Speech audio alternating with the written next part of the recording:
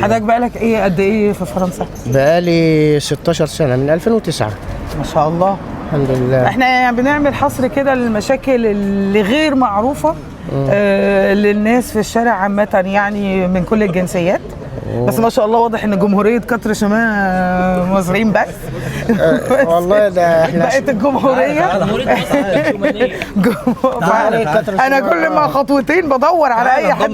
تعالى هنا كتير في المكان. الحمد لله ما شاء الله ربنا يكتر. طب كلمنا كده عن مشاكل الشباب، واختلفت من ايه من 15 سنة لدلوقتي؟ الناس نفسها اختلفت في ايه؟ مشاكل الشباب مع بعض مش بس مشاكل ورق يعني عامة.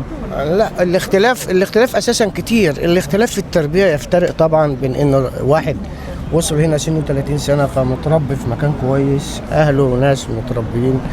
اما الاجيال الجديده اللي جايه من بعد 2000 يعني 2005 كل ده جيل فاشل ما شاء الله، ما عندوش مستقبل، يرمي حمله على غيره. يعني إذا كان له أب أو له أخ عايز اللي يصرف عليه، أنت سافرت عشان تساعد أهلك. بلاش كلمة الفاشل.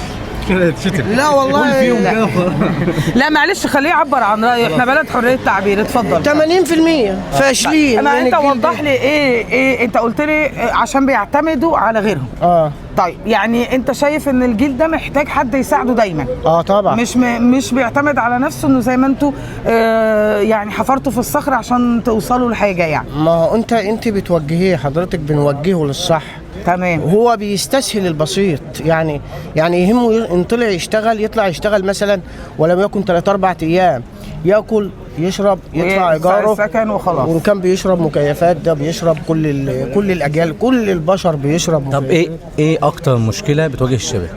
يعني كارت البنك، كارت البوسطه، النصب والاستغلال، الشغل، المعامله مع البطارين، ايه اكتر مشكله شايفها ان الجمعيه لازم تهتم بيها قوي، اولوياتها يعني؟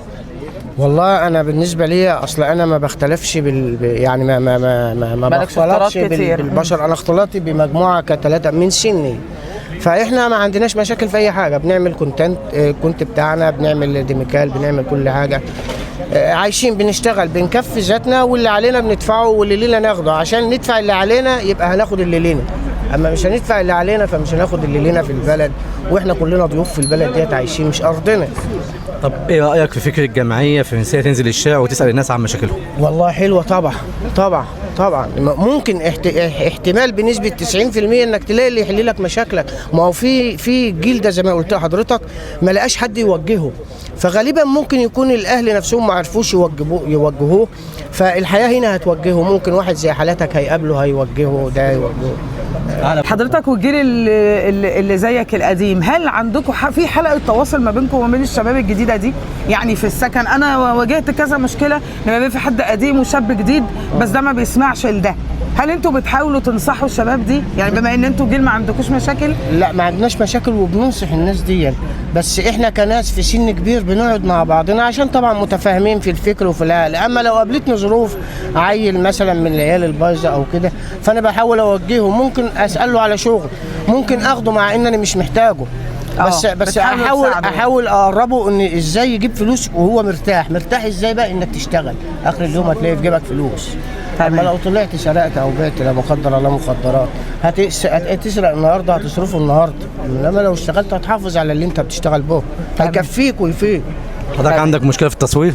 لا انا ما عنديش اي مشكله خالص. ده شرف ليا يا استاذ حليم ان انا اتعرفت على ناس حلوين زي حالاتكم والله. وكنت اتمنى من ساعه ما شفتك من اول مره يا باشا، اتمنى ان انا اعمل لقاء معاك يا باشا. شرف وانا ده شرف ليا والله يا استاذ حليم، وشرف ليا ان انا اتعرفت بكم كلكم.